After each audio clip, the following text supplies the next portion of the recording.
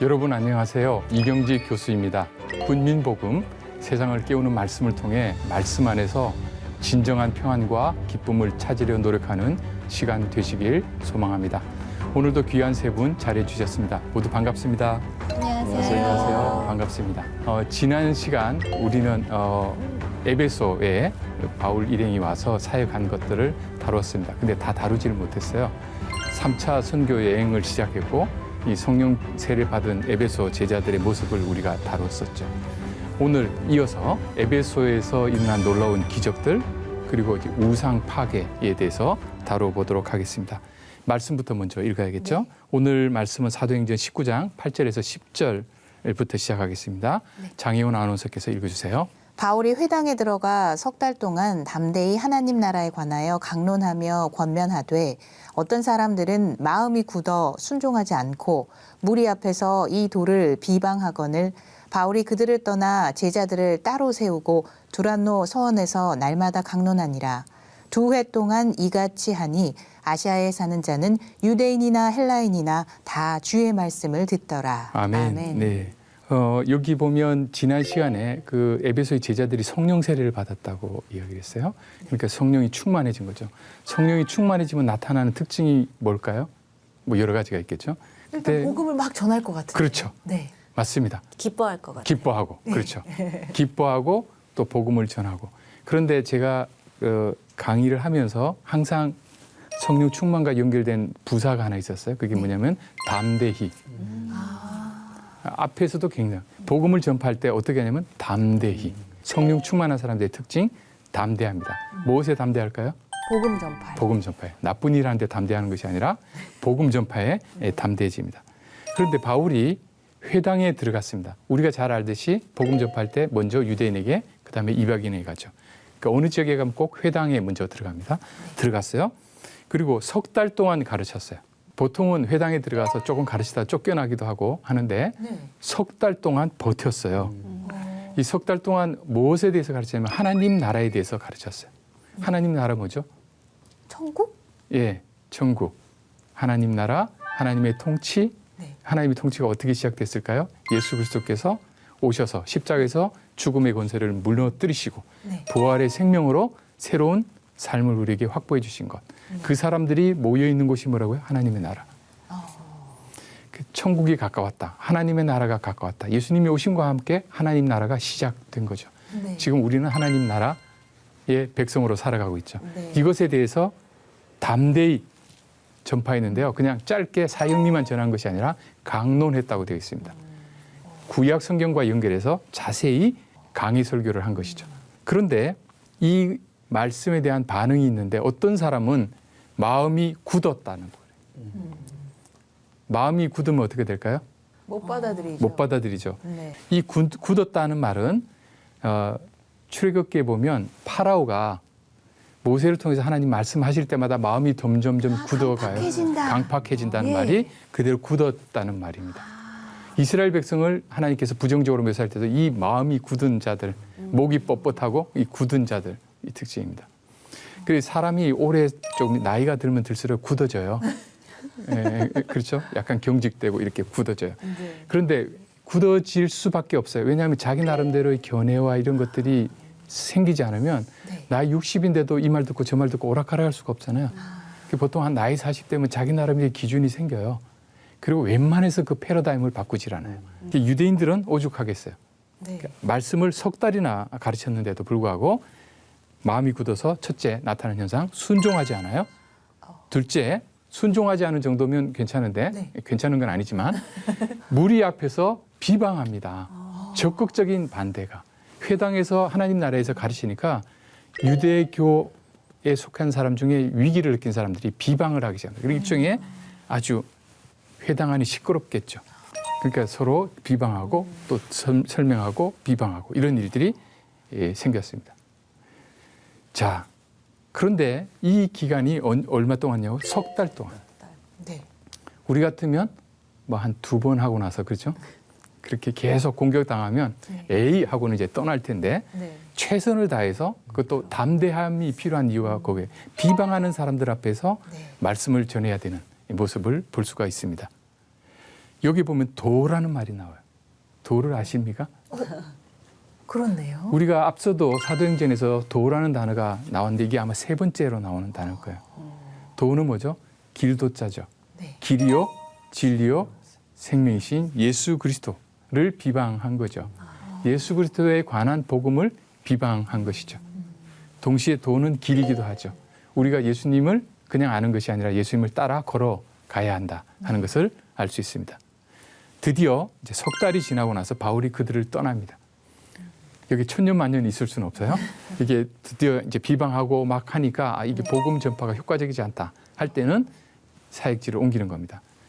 회당에서 안 되면 그다음에 이방인을 향하죠. 네. 그들을 떠납니다. 여기 보면 제자들을 따로 세웠다 이렇게 되어 있습니다. 회당에 속한 유대인이 아니라 제자고 달리 말하면 교회가 따로 만들어지기 시작했다. 아, 진정한 교회. 예, 진정한 기독교회가 여기에 제자들을 따로 세우는 일로 제자들을 따로 세웠다는 건 뭘까요? 그냥 가르치는 것이 아니라 이방인에게 제자들을 세웠다는 것은 홀로 사역하는 것이 아니라 사역 팀이 이제 생기기 시작하고 그럼 이제 조직을 형성한 그렇죠. 거네요. 그리고 뒤에서 보시겠지만 이 제자들이 아시아 전역으로 나갈 사역자들입니다. 아, 거점지를 이제 딱 거점지입니다. 잡았네요. 에베소. 네. 어디가 그 거점지가 됐나요? 유대인 회당에서 이렇게 극렬하게 비방하는 사람들이 있는 곳에서 하나님께서 선교의 거점 교회를 형성하셨다. 이렇게 참 보시면 아이러니컬해요. 네. 이렇게 내용이요. 강하게 키웠네요. 네, 그렇죠. 연단이 된 거죠. 네. 날마다 두란노 서원에서 두란노 어디서 많이 들었죠? 네. 출판사. 출판사. 네, 그죠. 서원이라고 하니까. 예. 이게 학교 같은 이렇게 홀인데 이방인들을 교육하던 교육기관이에요. 뭐 그 플라톤의 아카데미아라든지 아리스토텔레스의 리케움이라든지 이런 것과 같은 그런 교육 공간이었어요. 그런데 여기서 장소를 잡아서 가르치기 시작했습니다. 여기 보면 날마다 강론을 합니다. 회당은 보통 일주일에 한 번 모이죠. 네. 여기는 이제 날마다 강론을 하는 거죠. 말씀을 집중적으로 가르치기 시작합니다. 이방인들에게요. 네.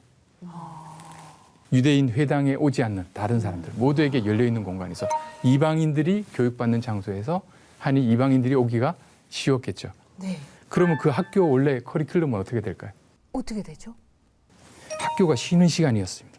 기록에 따르면 오전 11시부터 오후 4시까지는 이 두란노 여기서 바울이 성경을 강론했다고 이야기합니다. 네.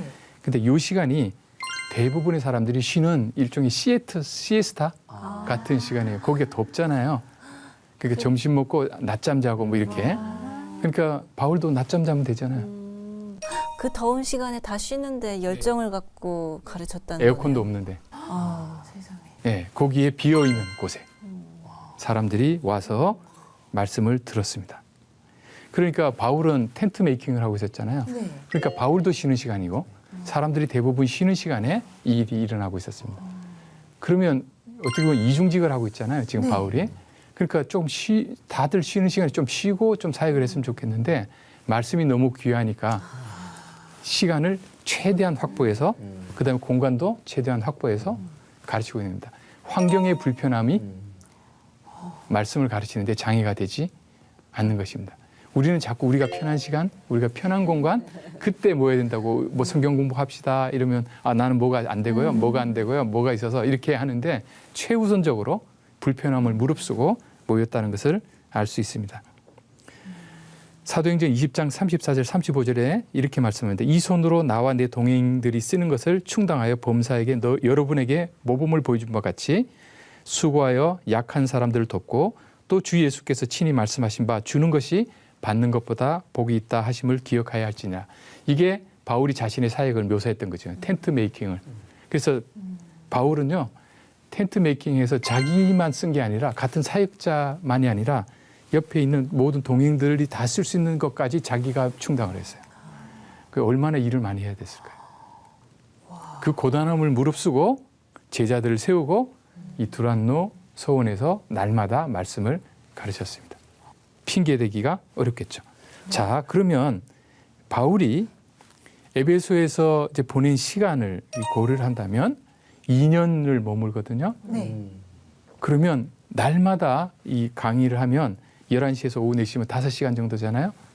그럼 곱하기 하면 수백 시간 이상을 말씀을 가르쳤을 거예요. 성경 공부 이 반이 수백 시간 하는 반이에요. 나중에는 진짜 제자들로 다 그렇죠. 성장했을 것 같아요. 거의 신대원 수준 아니겠어요? 완전 인텐시브 코스. 인텐시브 코스죠. 집중적으로. 왜 이렇게 했을까요? 아까 말씀드린 것처럼 아시아 전역으로 보낼 복음 사역자들을 세우기 위해서. 빨리 준비시켜야 했었거든요. 네, 네. 그러면 어쩌면 아까 비방하고 회당에서 그것도 하나님의 역사네요. 그렇죠. 이 일이 이루어지기 그렇죠. 위해서는 그렇죠. 네. 우리는 이제 비방하면 막 풀도 죽고 그죠? 담대함도 사라지고 아 나는 안 되나 보다 뭐 이렇게 생각하기 쉬운데 그게 아니라는 겁니다. 두 해 동안 이같이 하니 아시아에 사는 자는 유대인이나 헬라인이나 다 주의 말씀을 듣더라. 하나님이 바울의 손으로 놀라운 능력을 행하게 하시니. 아멘. 네. 네. 강론의 기간이 2년이었어요. 네. 그랬더니 그 결과가 아시아에 사는 사람은 유대인이든 헬라인이든 구별 없이 다 주님의 말씀을 듣게 됐어요. 두 해 동안. 그러니까 에베소에만 있는 게 아니라 네. 에베소 주변에 아시아에 있는 사람들이 다 소문을 듣고 와서 듣는 거죠. 엄청나네요. 엄청난 사역인 거죠. 보통 우리는 그 사도 바울은 선교사라고 생각해서 자꾸 이동한다고 생각하는데 네. 2년을 머물렀어요. 이 교회. 그러면 2년 동안은 정 교수님이셨네요, 거의. 뭐 그런 아니 목회자 같은 네네. 그죠? 그 역할을 한 거죠. 그러니까 이게 꼭 패턴이 있는 것이 아니라 하나님 성령이 인도하시는 따라서 효과적인 사역을 위해서 필요하다면 한 곳에 머물러서 집중적으로 교육을 하는 것입니다. 그런데 다 주의 말씀을 듣는다는 것은 긍정적인 것이죠. 이게 다 듣는 거예요. 그런데 11절에 보니까 하나님이 바울의 손으로 놀라운 능력을 행하시기 시작합니다. 바울의 손으로라는 거예요. 바울의 손으로. 말씀이 가고요. 그다음에 능력이 가는 경우가 있습니다. 또 때로는 능력이 먼저 가고 말씀이 가기도 합니다. 정말 말씀을 적극적으로 전파할 때는 능력도 주님께서 허락하십니다. 그 누구의 손으로요? 바울의 손입니다. 심지어 사람들이 바울의 몸에서 손수건이나 앞치마를 가져다가 병든 사람에게 얹으면 그 병이 떠나고 악귀도 나가더라. 이에 돌아다니며 마술하는 어떤 유대인들이 시험 삼아 악귀 들린 자에게 주 예수의 이름을 불러 말하되 내가 바울이 전파하는 예수를 의지하여 너희에게 명하노라 하더라. 네, 거기까지 읽으시겠습니다. 심지어 그러니까 바울에게서 바울의 손을 통해서 하나님이 능력을 베푸셨어요. 능력을 베풀었다는 것은 뒤를 보면 아시겠지만 병이 떠나가고 악귀도 떠나가고 이런 일이에요. 그 바울의 손이 대단한 손이 되는 거죠. 네네. 그러면 우리의 손은 어떻게 될까요? 우리도 할 수 있는데 네, 믿음이 약해요. 아니 할 수 있습니다. 네. 하나님이 쓰신다면, 네. 하나님이 쓰신다면 바울도 하나님이 쓰셨기 때문에 그런데 어떤 일이 발생했냐면요. 심지어 바울이 직접 한 게 아니고요. 네. 바울의 몸에 가지고 있던 손수건 있잖아요. 앞치마 이걸 사람들이 쓱 가져다가 병든 사람들이 딱 얹으니까 병이 떠나가고 악귀가 왔다. 아니, 너무 재밌어요, 교수님. 상상만 해도요. 이 손수건 앞치마가 뭐냐면요. 바울이 텐트 메이킹을 했잖아요. 천막을 만들었잖아요. 그러니까 머리에 땀 흘러내리는 걸 막기 위해서 머리에 이 머리띠 같은 거 있잖아요. 이렇게 띄는 거. 이런 손수건, 이 앞치마, 이건 앞에 일할 때 하는 거잖아요. 그러니까 깨끗한 걸까요? 더러운 걸까요? 더러운 거. 그 가죽 피도 묻고 막 그렇죠. 그랬겠네요. 그렇죠. 네. 그다음에 바울의 땀, 땀. 네. 그러니까 냄새가 지독했겠네요. 그 더운 나라에서. 그런데 그걸 가지고 얹어주면 좋아요, 안 좋아요? 안 좋죠. 안 좋죠. 네. 더러워 보이는 것조차도 하나님이 사용하시면 하나님의 도구가 될 수 있다. 그리고 한편으로는 사역 현장에서 텐트 메이킹을 하면서 그렇죠? 우리는 두란노에서 가르치는 복음을 가르칠 때 바울은 굉장히 거룩해 보이고 텐트를 열심히 만들고 있을 때는 거룩해 보이지 않고 이런 이분법에 빠지면 안 됩니다. 네. 이 사역을 위해서 지금 이 일을 하고 있는 것이죠. 근데 하나님께서 놀랍게도 말씀을 통해서도 일하셨지만 이 사람이 지금 텐트를 만들면서 흘렸던 땀, 튀겼던 피, 뭐 이런 것들을 다 그대로 사용하고 계시죠. 우리의 평범한 일상이 때로는 거룩해 보이지 않을 정도로 낮아 보이는 종류의 일을 하는, 그렇죠? 남이 천시하는 그런 일을 할지라도 네. 내가 그 일을 하면서 내가 성도로서 살아가고 그 일을 해서 얼마 안 됐지만 그걸로 11조도 하고 또 교회 감사금도 하고 선교비도 내서 사역을 할 수 있도록 하고 그런 어떤 바탕이 되는 교회를 이루는 큰 바탕이 되고 있는 일을 하는 것들을 하나님이 귀히 보신다는 것. 그리고 그것을 통해서도 하나님께서 놀라운 기적과 역사를 이루실 수 있다는 것을 우리는 이것을 통해서 알 수 있습니다. 병도 떠나가고 악기도 떠나갑니다. 예수님에도 어떤 여인이 와서 겉옷 끝을 잡으니까 네. 병이 나았어요. 그리고 앞서 베드로의 그림자만 스쳐도 낫는 일이 벌어졌어요. 네. 사도행전 5장 15절에서. 어떻게 보면 굉장히 미신적인 것처럼 보일 수 있어요. 그렇죠. 그렇죠? 그런데 하나님께서 놀랍게도 이런 것들도 사용하신다 하는 것을 알 수 있습니다. 왜 교수님 우리 옛날 시대 때 아들 난 여자의 무슨 속바지를 뭐 네. 이렇게 그런 느낌도 살짝 그렇죠. 나죠. 네. 그래서 이것을 우리가 선교 현장에서는 어떻게 이해할 수 있냐면요. 하나님께서 어코모데이션이라고 그래서 네. 하나님의 허리를 낮추어서 눈높이를 이렇게 맞추시는 것으로. 말씀 자체가 어떻게 보면 하늘의 언어가 아니라 인간의 언어로 적혀 있잖아요. 우리가 이해할 수 있는 언어로. 그 영아부 아이들에게 가서 조직신학적으로 강의하면 못 알아듣습니다. 그렇죠? 영아부 설교는 달라요. 네. 이렇게 눈높이에 맞춰야 돼요. 하나님께서는 이 지역에 에베소 미신으로 가득한 이 지역에 있는 사람들에게 눈높이에 맞춰 주신 겁니다. 이렇게까지 낮춰서라도 이 사람들을 낮춰서라도 구원하시고 예, 싶은 구원하기. 마음. 우리나라에서도 마찬가지로요. 그 무당들이 많았어요. 네. 근데 무당들한테 점을 치러 갔는데 네. 무당이 교회 가야지 낫는다고 이야기해 주기도 하고 이건 이렇게 그리스도인들은 내가 점을 칠 수가 없다고 이건 내가 못 고치니까 더 센 분이 계시니까 저 윗동네 교회로 가라고 이렇게 안내하고 실제 나중에 그분이 다시 교회 등록하는 일도 있었죠. 그러니까 이런 어떤 그 미신적인 부분을 우리가 문화 속에 있기 때문에 한꺼번에 걷어낼 수가 없는데 하나님이 때로 그것을 사용하시기도 합니다. 때로는 우리가 갖고 있는 잘못된 미신도 눈 감아 주시고 수단으로 사용하실 수가 있다 하는 것입니다. 그러나 거기에 매이면 안 되죠. 네. 네. 말씀은 안 듣고 맨날 손수건하고 앞치마만 휘두르고 들으면 안 되는 것입니다. 그 놀라운 능력을 행하게 하시니 이렇게 말씀하잖아요. 그러니까 놀라운이라는 말은 일상적이지 않은 그런 뜻입니다. 그 일상에서 흔히 일어나지 않는. 그러니까 우리는 너무 기적을 기대하면서 하는 것은 안 되고 그럼에도 불구하고 하나님께서 기적을 베푸시면 거기에 대해서 열린 마음이 있어야 한다 하는 것을 알 수 있습니다. 13절에 보니까 이걸 보고요. 마술하는 유대인들이 네. 우리도 한번 해보자. 그러니까 이게 뭐가 하니까 이제 모방하는 패턴이 생기기 시작합니다. 그래서 시험 삼아서 악기 들린 자에게 주 예수의 이름을 불러서 내가 바울이 전파하는 예수를 의지하여 너에게 명하노라 이렇게 말을 했습니다. 자, 이게 당시에 에베소에 마술하는 사람들, 이 퇴마사라고 보통 그 귀신을 쫓아내는 사람들 있었습니다. 근데 이 사람들이 보니까 저거 효과적이나 하면 이제 그 카피해가지고 갖다 뺏겨서 써야 되잖아요. 근데 테스트를. 근데 여기 보세요. 바울이 전파하는 예수를 의지한다. 내가 너에게 명하노라 했죠. 어떤 일이 벌어졌을까요?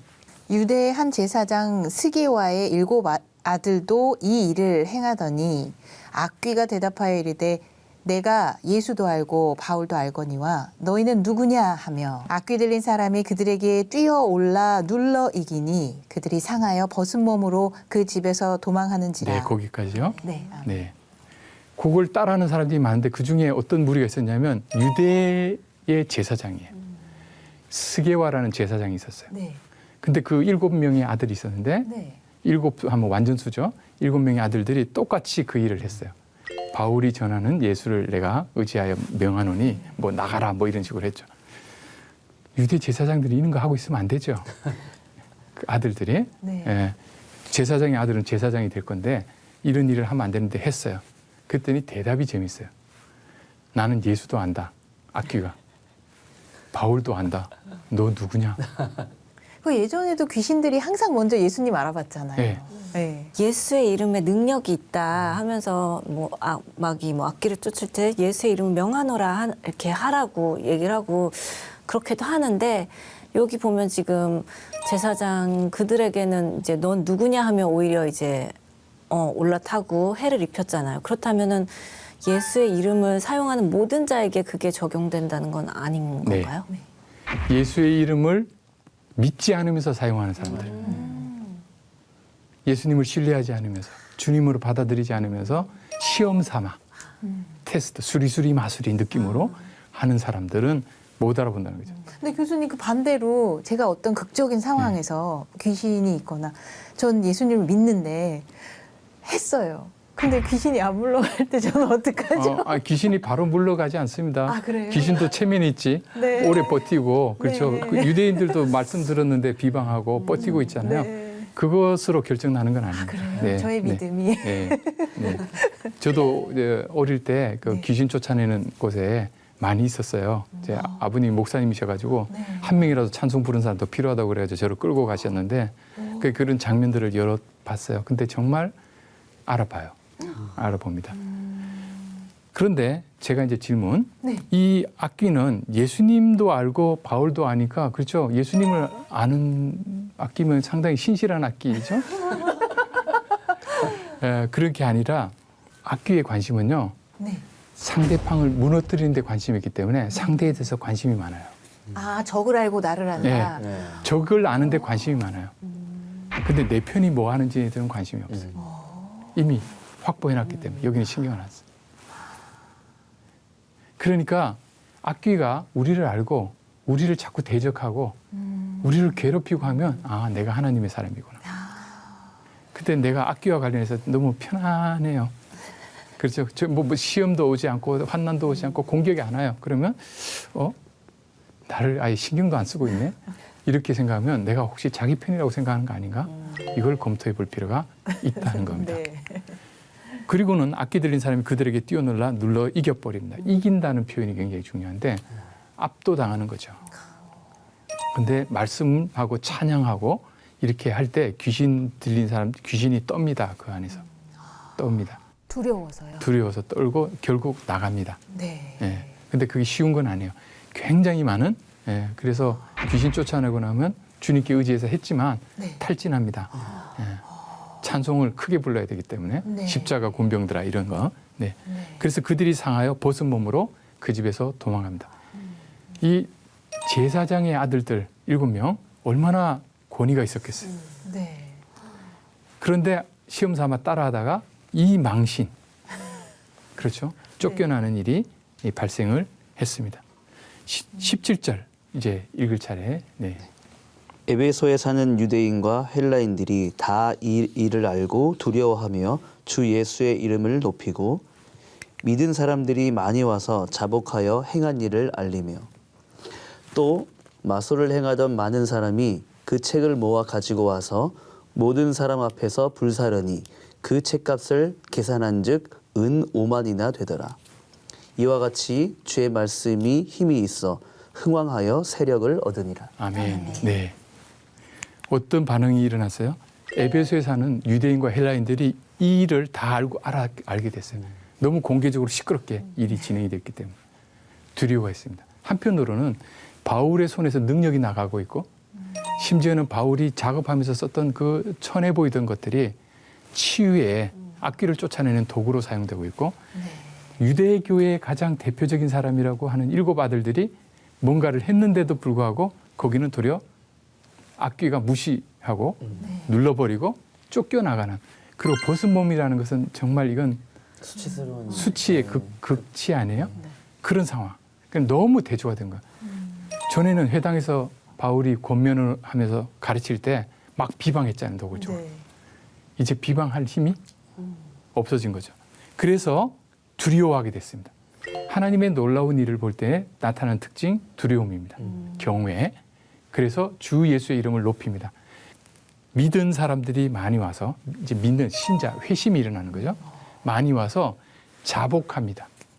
뭔가 고백하는 거죠. 뭘 했냐면 행한 일을 알렸습니다. 뭘 행했을까요? 잘못했던 거를. 네. 본인들의 주로 에베소는 미신이 많았던 것이죠. 타로도 하고 별점도 보고 그 별들에게 물어봐 이런 것도 하고 막 이런 거 많이 한 것들 쭉 그렇죠. 예? 뭐 장명소 간 것부터 시작해서 뭐 그렇죠. 금을 밟으면 안 된다. 길이를 택해라. 뭐부터 시작해서 온갖 것들 그냥 습관적으로 하고 편안하게 느꼈던 것들을 다 자복합니다. 그것을 고백합니다. 이 회개는 과거의 잘못을 고백하는 데 있습니다. 그리고 이제 변화가 일어나야 되죠. 변화가 19절에 보면 마술을 행하던 많은 사람들이 책을 모아서, 그러니까 마술책이 따로 있는 거예요. 타로 뭐 책 있듯이 주역 뭐 이런 거 있듯이 책이 있는 거예요. 이거는 그 당시 책값이 굉장히 비쌉니다. 우리는 요즘 인쇄가 돼서 그렇지. 근데 그 안에 비법까지 있어요. 하다못해 할머니 곰탕집 비법도 그거 굉장히 비싼데, 그렇죠. 레시피 하나 비싼데 이 레시피는 얼마나 비싸겠어요. 근데 마술을 행하던 사람이 굉장히 많았던 거예요. 그 도시에. 거리에 뭐 타로점 치듯이 막 쫙 이렇게 있었던 거죠. 그 사람들이 책을 모아가지고 왔어요. 그리고 모든 사람 앞에서 불을 사릅니다. 이 비싼 거를, 이 은 5만이거든요. 은 5만. 은 5만이면 얼마쯤 될까요? 한 많이 치면 한 80억 사이? 그렇게 많았나요? 네. 그 마술을 행하던 사람도 많았을 뿐더러 그 책도 그렇게 많았고 가격도 비쌌고. 그럼 우리 같으면 그거 중고라도 팔아가지고, 그죠? 중고나라. 선교비에다 쓰면 되잖아요. 텐트 메이킹 안 해도 되잖아요. 결단한 그 마음이. 그렇죠. 네. 그러면 그걸 누군가 갖다 또 쓸 거 아니에요. 그러니까 불태워버린 겁니다. 쉽지 않죠. 엄청난 희생과 포기예요. 왜냐하면 이게 거짓된 것이다. 주의 말씀이 더 중요하다라는 것을 알 수가 있습니다. 오늘날 우리는 이 여러 가지 뭐 부적도 붙이고 뭐 여러 가지, 그죠? 크리스찬인데도 불구하고 이런 뭐 타로점이나 이런 것을 자기는 안 믿는다고 하면서도 그것을 가지고 경제적 이득을 보는 사람들. 신문에도 별점들이 나오죠. 그것으로 이득을 보는 사람들. 과연 그걸 쉽게 포기할 수 있겠는가 하는 질문을 우리에게 던져준다고 볼 수 있습니다. 적절히 타협했으면 이 말씀이 이렇게 힘을 얻지 못하겠죠. 오늘은 여기까지만 하도록 하겠습니다. 다음 시간에는 에베소에서의 폭동이라는 주제로 말씀을 살펴보도록 하겠습니다. 영원토록 생명의 주인이신 하나님께 감사드리며 기도로 나아가시는 여러분 되시길 바랍니다. 함께해 주신 여러분 고맙습니다. 감사합니다. 감사합니다.